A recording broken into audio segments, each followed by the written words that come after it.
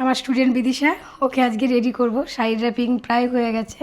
Side র্যাপিংটা কীভাবে করেছি, এখানে প্লিট করে নিয়ে সেফটিন দিয়ে দিয়েছিলাম। দেওয়ার পরে জাস্ট এইখান থেকে প্রত্যেকটাকে একটা একটা করে এরকম সুন্দরভাবে প্রত্যেকটা প্লিটকে ধরে ধরে অ্যারেঞ্জ করে নিয়েছি। এবং অ্যারেঞ্জ করে নেওয়ার পরে আমি ঠিক এরকম জায়গাটাতে এই যে লাস্ট যেটা, এটাকেও এখানে রাখবো। রেখে এই পোর্শনটাতে, ঠিক এই পোর্শনটাতে আমি একটা সেফটি পিন দেবো। তাহলে কি হবে, এগুলো সব সুন্দরভাবে থাকবে, একদমই নড়ে চড়ে যাবে না। আমি একটুখানি উল্টিয়ে নিয়ে সেফটি পিনটা এইভাবে দেওয়া যেতে পারে, আবার ভিতর দিয়েও দেওয়া যেতে পারে। তো আমি যেহেতু এখন শ্যুট করছি, রিয়েল করছি না, যার জন্য আমি এখানটাতেই দিলাম। তোমরা চাইলে ভেতর দিয়েও দিতে পারো।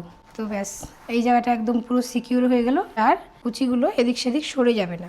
ব্যাস। তো একটা কোমরের চেন নিয়েছি, আর এগুলো অতিরিক্ত হিজিবিজি ভালো লাগে না, খুব সিম্পলের ওপরে আমি একটা নিয়েছি। নিয়ে জাস্ট এইভাবে এটাকে এখানে বেঁধে দেবো। হ্যাঁ, তো একটা কোমর বন্ধনী দিয়ে দিয়েছি।